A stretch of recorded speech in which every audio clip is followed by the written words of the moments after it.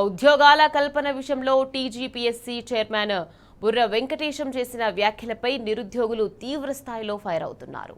అందరికీ ప్రభుత్వ ఉద్యోగాలు సాధ్యం కావనే వ్యాఖ్యలు లక్షలాది మంది నిరుద్యోగుల ఆశలపై నీళ్లు చల్లినట్లుగా ఉన్నాయని నిరుద్యోగులు మండిపడుతున్నారు.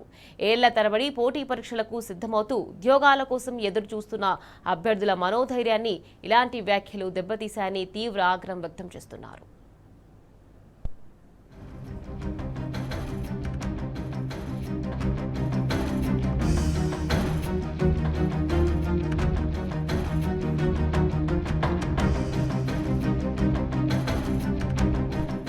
నిరుద్యోగ యువత టీజీపీఎస్సీ చైర్మన్ బుర్రా వెంకటేశంపై తీవ్ర స్థాయిలో రగిలిపోతున్నారు.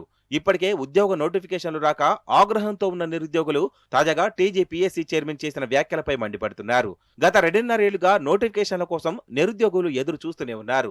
అనేక మంది తన కుటుంబాలకు దూరంగా ఉండి కోచింగ్ సెంటర్లలో శిక్షణ పొందుతూ ఆర్థిక ఇబ్బందులను ఎదుర్కొంటూ ఉద్యోగాల కోసం ప్రయత్నిస్తున్నారు.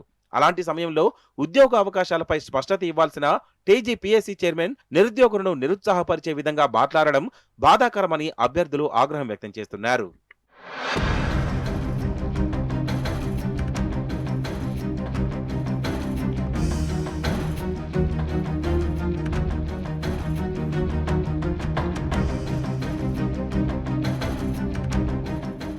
ప్రభుత్వ ఉద్యోగాలు అందరికీ రాకపోవచ్చు, కానీ ఖాళీలను భర్తీ చేయడం, నియామకాలను పారదర్శకంగా నిర్వహించడం ప్రభుత్వ బాధ్యత కాదా అని ప్రశ్నిస్తున్నారు. ఏళ్ల తరబడి పోటీ పరీక్షలకు సిద్ధమవుతూ ఉద్యోగాల కోసం ఎదురు చూస్తున్న తమ ఆశలను టీజీపీఎస్సీ చైర్మన్ వ్యాఖ్యలు దెబ్బతీశాయని ఆవేదన వ్యక్తం చేస్తున్నారు. ఉద్యోగాల భర్తీపై స్పష్టత ఇవ్వాల్సిన సమయంలో ఇలాంటి వ్యాఖ్యలు చేయడం దారుణమని మండిపడుతున్నారు. ఉద్యోగాల భర్తీపై ప్రభుత్వం స్పష్టమైన రోడ్ మ్యాప్ ప్రకటించాలని నిరుద్యోగులు డిమాండ్ చేస్తున్నారు. టీజీపీఎస్సీ బోర్డు చైర్మన్ బుర్రా వెంకటేశ్వరం గారు రాష్ట్రంలో ఉన్న 30 లక్షల మంది నిరుద్యోగులను కించపరిచే విధంగా మాట్లాడడం జరిగింది. మాకు నోటిఫికేషన్ ఇవ్వండి, మేము మా చదువులు చదువుకుంటాం అని మేము అడుగుతుంటే మిమ్మల్ని మీరు నిరుద్యోగులు కాదు మీరు అనే విధంగాతోనే మాట్లాడడం జరుగుతుంది. సార్, మేము నిరుద్యోగులు కాదా? రండి, మా సిటీ సెంటర్ లైబ్రరీకి రండి, మేము నిరుద్యోగులం కాదా లేదా అనేది మీకు తెలుస్తుంది. మేము 5 రూపాయల భోజనం తిని హాస్టల్ ఫీజులు కట్టుకోలేక, రూమ్ రెంట్లు కట్టుకోలేక, ఆర్థిక ఇబ్బందులతో అనేక విధాలుగా మేము ఇబ్బంది పడుతుంటే మేము నోటిఫికేషన్ ఇవ్వండి సార్, మేము చదువుకుంటామని మేము వేడుకొని రిక్వెస్ట్ చేస్తుంటే ఈ ప్రభుత్వం వచ్చి 2.5 సంవత్సరాలు అవుతుంది. ఒక జెండర్ నోటిఫికేషన్ ఇవ్వకుండా మా ఏజ్లు ఎక్కువయ్యి పెళ్ళిళ్ళు కాక నానా రకాలుగా ఇబ్బందులు పడి మేము ఇంటికి వెళ్ళి మా ముఖాలు చూపించలేక ఎన్నో విధాలుగా ఇబ్బందులు పడుతుంటే మాకు ఇలా ఈ బుర్ర వెంకటేశం గారు ఇలా కించపరిచి మాట్లాడడం ఇది కరెక్ట్ కాదు. ఖచ్చితంగా ఈ పదాన్ని వాపస్ తీసుకోవాలి.